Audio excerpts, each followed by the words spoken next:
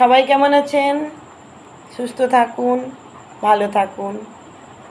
গুরুর কৃপা না হলে কখনোই ঈশ্বরকে পাওয়া যায় না। ওই দেখুন মহাপ্রভু আমার দেখা যাচ্ছে। এই যে মহাপ্রভু কিন্তু হলো গিয়ে কলির ভগবান। তিনিও কিন্তু গুরু ধরেছিলেন। তাই গুরু যদি না ধরেন কখনোই কৃষ্ণ কৃপা, গোবিন্দ কৃপা কোনোভাবেই সম্ভব নয়। কেন? মহাজন কি বলেছে গো? ও গো যে গুরু সেই কৃষ্ণ ভজ নিষ্ঠা করি, আমার গুরুর সহিত আছেন যেন আপন শ্রী হরি। গুরু ছাড়া গোবিন্দ কৃপা কোনোভাবেই সম্ভব নয়। তাই গুরুকে সবার আগে গোবিন্দের আসনে বসাতে হবে। কেন জানো? মহাজন বলেছে কৃষ্ণ রুষ্ট হলে গুরু রাখিতে পারে, কিন্তু গুরু যদি রুষ্ট হয় বাবা, কৃষ্ণও রাখিতে না রে। কৃষ্ণ কোথায় থাকে? কোথায় থাকে? কোথায় থাকে জানো? সামান্য একটা কথা বলে বোঝাবার চেষ্টা করছি।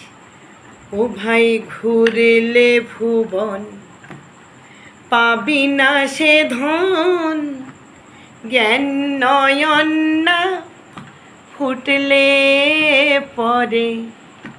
ও ভাই ঘুরেলে ভুবন পাবি না সে ধন, জ্ঞান নয়ন না ফুটলে পরে। ওরে বাহিরেতে খুঁজলে তারে পায় না রে যুগ যুগান্তরে। ঘুরেলে ভুবন পাবি না সে ধন, জ্ঞান নয়ন না ফুটলে পরে। ওরে ডাইনে বায়ে আগে পিছে সে তো তোমার সঙ্গে আছে। ডাইনে বায়ে আগে পিছে সে তো তোমার সঙ্গে আছে। সে যে নাই কদূরে দেখবি কাছে, সে যে নাই কদূরে দেখবি কাছে। গুরুর কৃপা হলে পরে ঘুরেলে ভুবন পাবি না সে ধন, জ্ঞান নয়ন না ফুটলে পরে। মা, কৃষ্ণ তো আমাদের সঙ্গেই আছে, সব সময় আছে। আজকে কলির ভগবান শ্রী চৈতন্য মহাপ্রভু ওই যে দেখছেন। কিন্তু সামনে থাকলে হয় কি বাবা, আমরা কি আর দেখতে পাই?